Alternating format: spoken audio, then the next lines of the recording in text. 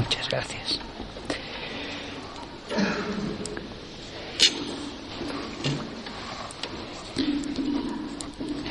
Es para mí una inmensa alegría el ver la iglesia tan llena, los hermanos sacerdotes, tanta abundancia de clero, el coro y tantos fieles reunidos para una ocasión tan bonita como es el que un alma de Dios que apareció de la nada y que comenzó a existir, de pronto se entregue para toda la eternidad de este modo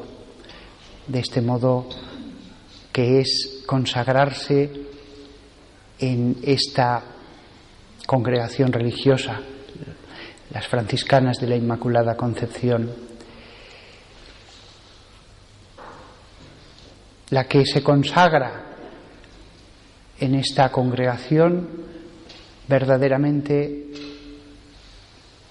tiene el mejor esposo del mundo. Cuando una mujer se casa con un ser humano, nunca se sabe lo que va a deparar el tiempo. Pero cuando alguien se consagra en un monasterio como religiosa, no tiene la menor duda de que si ella es fiel, el esposo nunca va a dejar que desear. Y tendrá la máxima felicidad que se puede tener sobre la tierra. Por esta razón, San Pablo decía, el que esté casado que no busque separarse, y el que esté soltero que no busque casarse. Porque si tenemos esa fe total en lo que vale la consagración, la cruz, esta vocación es la mejor. La santidad se puede alcanzar en todos los estados de la vida, pero no todos los estados valen lo mismo. Del mismo modo que no todos los matrimonios valen lo mismo. A veces una chica muy buena tiene un esposo muy bueno y a veces regular y a veces malo. Todas reciben el sacramento y sin embargo a veces el esposo es regular. Queda casada, podrá llegar a la santidad, pero es regular. Conocemos sus defectos y tendrá que sufrirlos. No así nunca en el estado religioso. Es el más maravilloso estado que hay sobre la tierra. Sobre todo el religioso contemplativo. Fijaos, ni todos los matrimonios son iguales, ni todos los estados religiosos son iguales. Los teólogos, desde muy pronto, dijeron, sí, gran cosa es la consagración, pero entre todos, lo más preferible sería ser llamado a la vida monástica, a la vida en la que el único trabajo que uno tiene desde por la mañana hasta la noche es santificarse. El resto es excusa, el resto es la obligación de trabajar, pero el verdadero y único trabajo es santificarse. En este caso, estar pendiente del esposo. No hoy queda ya consagrada para siempre, no. Hoy solamente entra en el noviciado. Votos temporales después, votos perpetuos después. Pero ya ahora realmente tiene una relación esponsal. Le falta casarse, pero la relación ya es esponsal. Lo otro simplemente es que lo que tiene ya ahora lo tendrá hasta el final.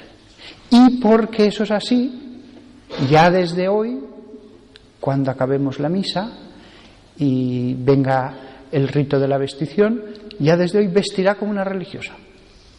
Hasta sus mismos vestidos manifestarán que la relación esponsal ya está. Aunque sea por un tiempo, porque todo matrimonio tiene un noviazgo primero, pero ya los novios se aman totalmente desde el noviazgo. Un novio que dijera, sí, soy novio tuyo, pero no te importa que también tenga esta otra, porque no me he decidido todavía, tal, yo le diría, adiós. Incluso el noviazgo, mientras dure, tiene una característica de exclusividad. Solo yo para ti y solo tú para mí. Como escuché una vez, quien se entrega a Dios totalmente, Dios se entrega totalmente a él. Por eso la relación con Dios de una religiosa consagrada no solo externamente sino internamente es como si Jesús tuviera a su esposa sobre la tierra. Hay más, con lo cual puede parecer que el amor de Dios es como una tarta que se corta, pero no. A cada una le toca como si fuera su única esposa. No se divide, no tocan a menos. Dios quiere a cada una como si fuera la única esposa sobre la tierra. Por eso, incluso nosotros los sacerdotes tenemos que tener gran respeto hacia todas y cada una de las religiosas. Yo siempre las trato con máximo respeto, recordando quién es su esposo. No sea que después me diga, trataste mal a mi esposa. Y el Evangelio que hemos leído hoy ha sido un texto que a esta novia le gusta mucho. El de la vid, yo soy la verdadera vid. Este texto tiene dos interpretaciones, una eclesial y otra espiritual. La eclesial, Jesús es la cepa de la que salen los sarmientos, que son esas ramitas más delgadas, flexibles, verdes, que retoñan en primavera y salen, bueno, ya antes empiezan a salir, según lo que llueva, y esos son los apóstoles. Y de allí salen las hojas, que son los fieles. Y los frutos son los frutos de toda la Iglesia. Sin embargo, hay una explicación espiritual, y es la relación directa del alma con Jesús. Es cierto que en la Iglesia los sarmientos son los apóstoles y el clero, y las hojas son los fieles, pero también tiene otra interpretación, y es que directamente cada alma puede beber la savia de Cristo, directamente. Cuando la persona ora directamente a Dios, recibe las gracias directamente de Dios. En este sentido, y es verdad, la interpretación espiritual atañe a todos. En esta forma podemos interpretar que la vid es el convento, cada religiosa es un sarmiento, cada una de ellas en esa primavera del amor, del entusiasmo, dará hojas verdes y de ellas saldrán los frutos. La vid es el convento. Y yo, como este convento es tan mariano, dije, cosa que me pregunto últimamente cada 2 por 3, ¿y dónde está María en esta parábola? ¿Dónde está María? Tendríamos que hacer un concurso a ver si encuentran a María en la vid, a ver si en unos días lo encuentran. Pues dándole vueltas dije, ya está. La vid, la María es la tierra, la viña en la que está plantada una única vid. Es una viña con una única inmensa vid cuya cepa es Cristo y de la que nacen los sarmientos, en este caso 9 sarmientos, que son las religiosas que hay aquí, un número muy bíblico, y que darán fruto y de las que saldrán hojas llenas de vida. Las hojas de la vid es una de las plantas más llenas de vida. Os lo dice alguien que sus abuelos eran viñadores, y teníamos una viña, que ahora me acuerdo que se llamaba Viñalcura. Nunca pensé que podía tener sentido profético aquello. Pues mis abuelos eran viñadores y hacían vino, y la cepa es muy fea, con la cantidad de plantas bonitas que hay en el mundo. Sin embargo, la cepa, una de las cosas que da uno de los frutos más queridos por todos los hombres, que es el vino y la uva, sin embargo, la cepa es un tronco retorcido, feo, pequeño, es de leña porque así simboliza la cruz de Cristo, retorcido simbolizando la pasión.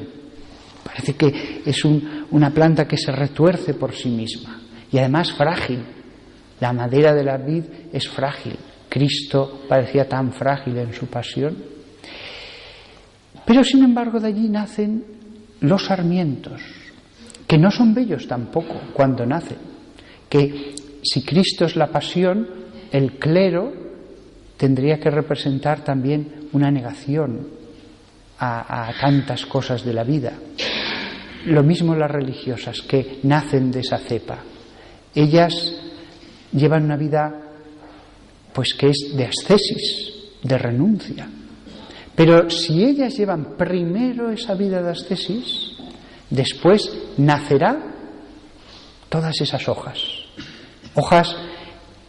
que pocas plantas manifiestan tanto la alegría de la vida, la exuberancia de la vida, como las hojas de la vid. No sé por qué las hojas de la vid tienen una alegría que no la encontraremos en ningún árbol, ni siquiera en las bonitas hojas del roble. Hay tantas hojas de los árboles tan bonitas, pero ninguna es comparable a la de la vid. La vid es casi un símbolo de la vida, pero debajo está la cruz y debajo está el sacrificio de los sarmientos, y de allí nace la vida, porque en un convento, aunque podamos ver en una etapa solo los sarmientos, sin gracia, son verdaderamente tallos muy poco agraciados, de allí nace esa vida, y cuantas más hojas haya y más fruto va a haber después entre esa vida. Por seguir con esta parábola, habría que decir que la palabra griega que se usa para sarmiento, clema, si no me acuerdo mal, no significa rama, sin más, es rama flexible, porque la religiosa, cuando entra en el noviciado, cuando un alma entra en el noviciado, tiene que ser flexible.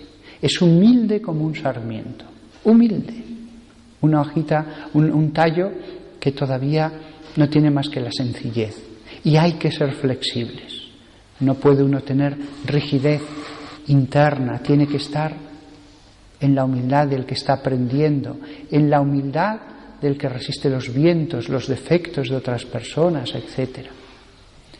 Y de esa flexibilidad que contrasta con el estatismo de la cepa.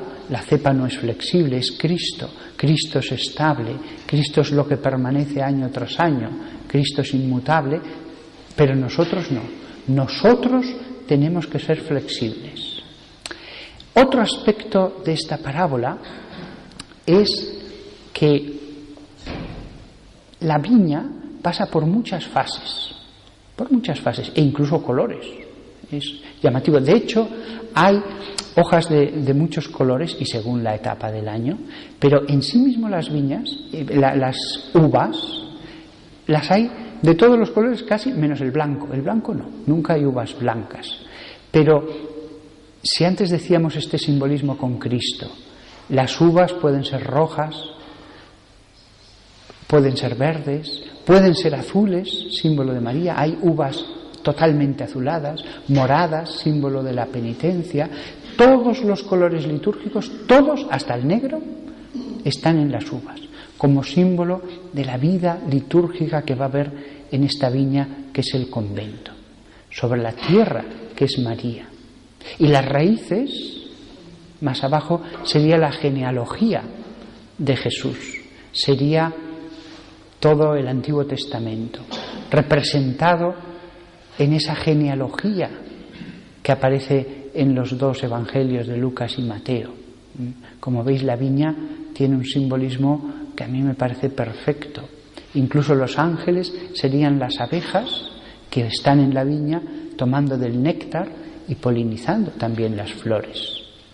En la viña, que es el monasterio, realmente tiene toda la vida, y aunque al principio pueda ser solo la dureza del sarmiento, después se produce una vida que no la vemos fuera. Podría, si la gente laica llevara esa vida ascética y estuviera como un sarmiento ascéticamente, podría, pero de hecho se ve como excepción. En los conventos se ve como norma.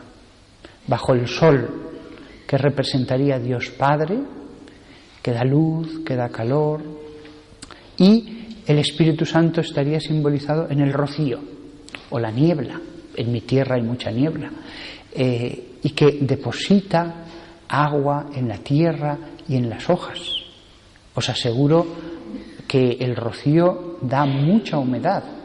Todos los días, todas las mañanas, hay plantas que se alimentan solo del rocío, símbolo precioso del Espíritu Santo, que de un modo tan humilde como es Él, tan sencillo, pues viene y deposita sus gracias. Cada gotita es como una gracia que se deposita incluso en las hojas, porque estoy seguro que la viña no solamente toma luz por las hojas, también el agua y la humedad del rocío y de la niebla. Por una de esas casualidades, desde que se planta una viña hasta que da fruto pasan 3 años, simbolizando los 3 años de la vida pública de Jesús. Y ya para acabar esta explicación de la parábola, hay un pasaje del texto que hemos leído en que dice: permaneced en mí y yo en vosotros. El verbo menó en griego es correcto traducirlo por permanecer, pero más propiamente lo que significa este verbo es morar, con lo cual la traducción es preciosa: morad en mí como yo en vosotros. La imagen de la vid nos lleva a pensar en cuando uno mora permanentemente, porque el sarmiento no se marcha de la vid. El sarmiento está fijado con la vida, y la savia de Cristo pasa a ese tallo. Permaneced en mí, no os marchéis. Fuera os secaríais. En mí tenéis toda la vida, aunque al principio estés sola, árida, solo el tallo, solo el sarmiento. Las hojas aparecerán mucho después. Permaneced en mí. Recordad lo que decimos al comienzo de la misa y tantas veces después: el Señor esté con vosotros.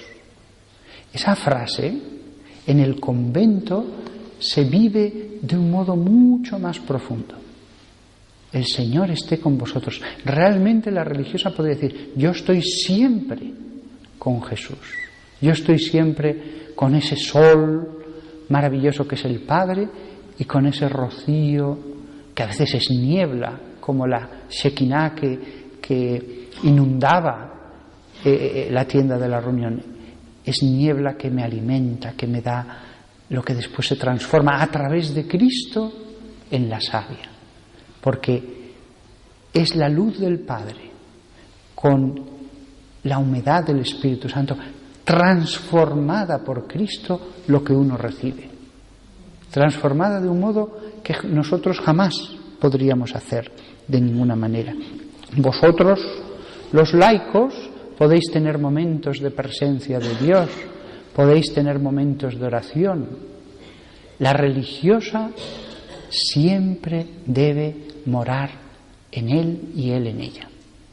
Vosotros, los laicos, podéis tener momentos de ascetismo, momentos de cruz: voy a hacer este sacrificio. La religiosa se ha inmolado totalmente. No posee nada. No va a vestir más que el hábito. No va a tener medios de comunicación, ni televisión, ni solo la cepa. Nada más que la cepa. Y no quiere nada más. Y Bueno, no quiero abandonar esta parábola sin recordar que también la novicia será podada. Hay que podar. Todos sabemos, los que somos de campo, que una viña, si no se poda, queda muy desgraciada. Sí, muy grande, eso sí, pero los frutos cada vez son más pequeños, está deslavazada, da menos fruto, porque, claro, se le va la energía en su grandiosidad. Es un símbolo de la dispersión, porque no nos olvidemos que la vid es una liana, en el fondo, por eso se pueden hacer emparrados en cualquier lado, hasta en un muro. Sin embargo, de ser una liana deslavazada, dispersa, que produce frutos pequeños que si no se poda nunca difícilmente llegan a madurar, sea dicho de paso, si se le poda gana fortaleza, gana en fruto. Incluso no solamente hay que podar, y Dios lo sabe hacer bien, hay que podar bien, porque la poda tiene sus momentos. Hay una poda de invierno seca, una poda después en primavera, la poda verde que se llama, y no es podar sin más. El que sabe podar dice, no, mira, hay que cortar por aquí, hay que dejar 3 yemas porque de aquí nacerán estos tallitos. Y las que están cerca del suelo, córtalas, porque estas se van a pudrir o no van a llegar a madurar porque no les va a dar bien la luz. Las que están cerca del suelo se cortan totalmente, solo va a perder que energías. Símbolo de la religiosa que a veces puede generar ramas que están más cerca del suelo, de lo material, de lo terrestre, que de lo celeste. La religiosa será podada por Dios. Dios sabrá cuándo tiene que pedir un poco más de sufrimiento. Las demás religiosas no tienen que podar, solo tienen que abonar, es decir, que dar mimos, solo tienen que mimarla. Queridos padres que estáis aquí, solo tienen que mimarla, no tienen que hacer nada más. Recibirán el abono de las otras, la poda de Jesús, el sol de Dios Padre, y con esto crecerá de un modo verdaderamente bello y admirable. Su destino es envidiable, sin ningún género de dudas. Su destino es el mejor que Dios podía dar a una criatura humana, porque cuando muera ella gozará en la medida de su amor, en la medida de su amor. Todos los demás, incluso los sacerdotes, estamos más dispersos en otras cosas. Estamos en estados que a veces no nos permiten dedicarnos tanto al alma, pero ellas sí, ellas son verdaderamente esa parte humilde, pero esa parte que ha recibido lo mejor en el reino de los cielos, la posibilidad de transformarse en los verdaderos reyes del reino de los cielos, en los esforzados, los que se hacen violencia, los que ya aquí en la tierra no podían dar más. Así que mi mayor felicitación, yo desde este puesto privilegiado que tengo en el presbiterio veo todos los sarmientos, los veo con sus hojas, con sus frutos. Tengo a la cepa detrás de mí en el sagrario, y verdaderamente será un placer ver cómo crece día a día, mes a mes, año tras año, el espectáculo de un alma que se va desarrollando sin límite alguno, sin más límite que el infinito amor de Dios. Prosigamos ahora con esta ceremonia en la que la vid, con su savia en el cáliz, será dada a estos sarmientos, y después disfrutemos de los demás ritos en que se revestirá ya de sus hojas, porque también ella es como una vid, se revestirá de sus hojas, que es el hábito para todo el tiempo que esté sobre la tierra.